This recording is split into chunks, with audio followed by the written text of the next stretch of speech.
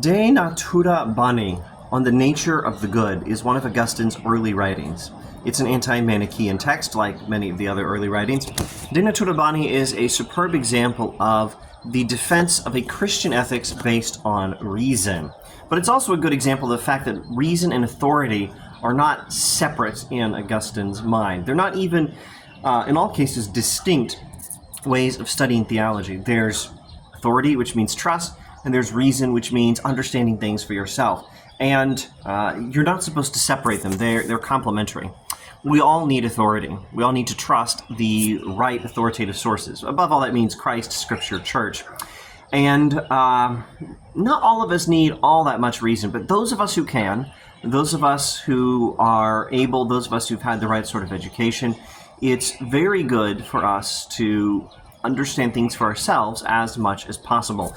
We all need authority. Reason is good when we can do it. And reason and authority study the same things.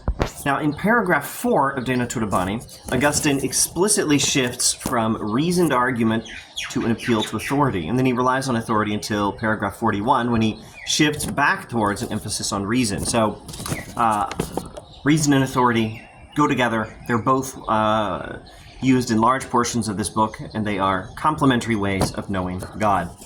Now, De Natura Boni is a book on ethics. It might not look exactly like ethics at first. It's very much about metaphysics. That means the study of reality. So, is a book on the study of reality also a book about ethics? Well, yes! Yes, ethics and metaphysics are linked. Here's the way I often explain this for my students. Pre-Socratic philosophers studied metaphysics. They wanted to know what the universe is made of. So Thales thought the universe is made of water. Heraclitus thought it was made of fire. Anaximenes thought it was made of air. And I'll skip over Pythagoras and Democritus, who talked about atoms and all the rest. These guys are trying to figure out what is reality made of. Socrates, as Aristotle puts it, brought philosophy into the city, meaning he turned to a study of ethics. Socrates wanted to know what is the right way to live, what are the virtues, and so on. Socrates doesn't care that much about whether the universe is made of water, fire, air, atoms, or whatever else. Socrates is thinking, why should I care about these things if what really matters is knowing how to live the good life? That means the happy life, but also the morally good life, which are not separate things. So, after Socrates, who was a little bit interested in metaphysics because maybe it will tell us something about how to live, after Socrates along comes Plato, Aristotle, Epicurus, and dozens of others through the whole pre-modern era, so roughly up until Thomas Aquinas. And all these other philosophers are studying ethics and metaphysics. They're thinking, how can we know what is the good life for a human being in this universe unless we know what sort of universe we're living in and what is a human being anyway? So ethics and metaphysics are linked. You have to do you have to do metaphysics in order to be able to do ethics properly. So that's that's a hugely reliable generalization of all pre-modern philosophy, starting with Plato and continuing up till Thomas Aquinas. Now, that's also a comment on De Natura Boni. This is a work of, we could say, meta-ethics, not directly a study of what is right, but of what makes it right. Now, there are immediate implications for what is right, and they have a lot to do with what we should love and desire.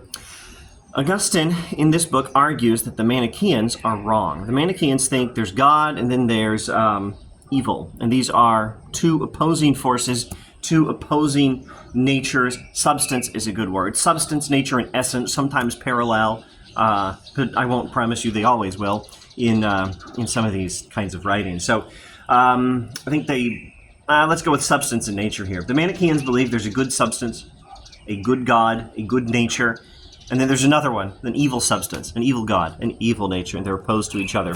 And Augustine argues, no, that's not right. All nature is good. All substance is good. And evil is not a nature or substance opposed to God. It's not a thing in itself. It's a corruption of what exists. Now, the word nature might be misleading these days. I notice this all the time with my students. When I try to talk about natural law philosophy or something, what is a nature? A nature is what exists and what has order and structure. Nature is not the laws of physics. It's not what happens automatically. Nature is ordered reality. Nature is what things are. And I don't just mean the way we think of things with contemporary materialism. We think this here teacup is a chunk of matter occupying a certain quantity of space. and subject to a few laws of physics. That's what it is. No, that's not it. It's a teacup. It's a thing with a function. What things are includes implications for how they ought to be, and what to do with them, what they are for. What things are includes